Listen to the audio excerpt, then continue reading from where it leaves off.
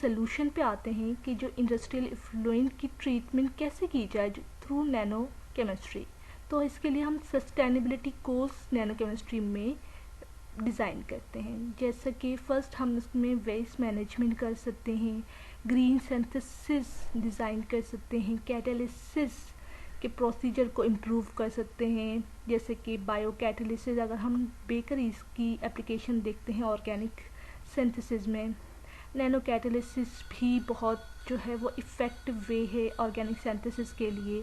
Nano bio catalysis भी जो है वो ऐसा ऑर्गेनिक पॉइंट ऑफ व्यू से और ऐसा इंडस्ट्रियल पॉइंट ऑफ व्यू से जो है इफ़ेक्टिव है, जिसके लिए हम इसको मॉडिफाइड नैनो फेराइड्स पार्टिकल्स को भी मद्देनज़र रख सकते हैं।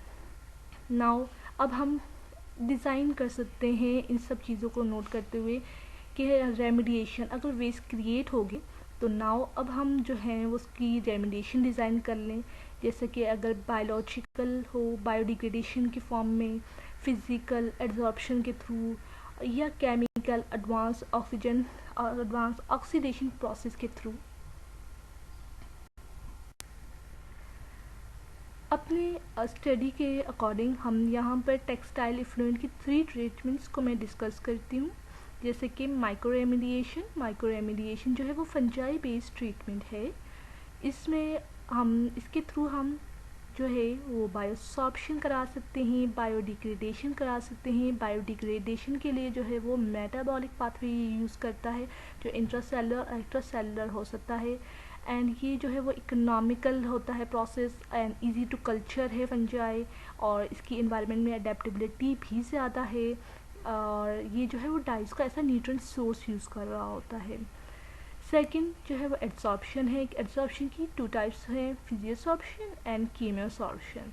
अब जो एड्सॉर्प्शन का जो रेट है वो डिपेंड करता है एड्सॉर्बेट के फंक्शनल सरफेस फंक्शनल ग्रुप्स पे, एंड सेकंड के डाइस का मॉलिक्यूलर स्ट्रक्चर क्या है। देन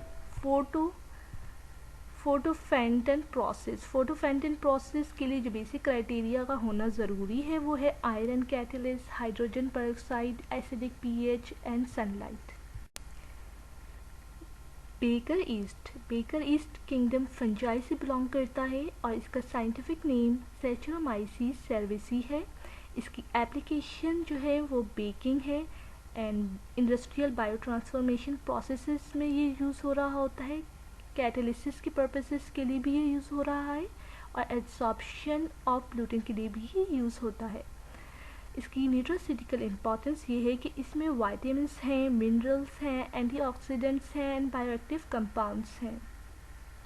बायोटेक्नोलॉजी के पॉइंट ऑफ व्यू से अगर हम देखते हैं तो इसमें इंजाइम्स हैं, कैटेलीज, लाइपेज, ऑक्सी रिडक्टेज इंजाइम मौजूद है जो कि कैटालिसिस में अहम किरदार अदा करते हैं।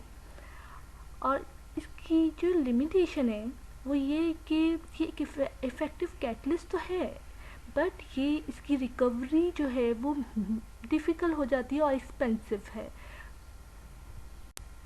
पर हम इस लिमिटेशन को ओवरकम कर सकते हैं थ्रू मेथड ऑफ इमोबिलाइजेशन के ज़रिए, जिसमें एड्सॉर्प्शन मेथड है जो हम नैनो मटेरियल के ऊपर इसको एड्सॉर्ब करा दें। सेकेंड जो है वो जो है कोवलेंट मेथड है। थर्ड जो है क्रॉस लिंकिंग मेथड है एंड फोर्थ जो है इंट्रैप मेथड है जिसमें वो मैट्रिक्स के अंदर इनक्लोज करा देते हैं। लिटरेचर जो स्टडी का है वो ये है कि आयरन नैनो पार्टिकल्स को ईज के साथ जो है फंक्शनलाइज किया गया और मिथाइल ऑरेंज को रिमूव किया गया, जिसका रिजल्ट जो है 96% तक आया। सेम इसी तरह जिंक फेराइड नैनो पार्टिकल्स को भी यूज़ किया गया है मिथाइल ब्लू की रिमूवल के लिए और 96% जो है वो इसकी रिमूवल आई है। इसी तरह मर्करी में भी इसकी रिमूवल कराई गई है और इसे जो है वो मैलेटिनाइट ग्रीन की भी रिमूवल के लिए यूज़ किया गया है। बट डिफरेंट सोर्स हैं नैनो मटेरियल्स के।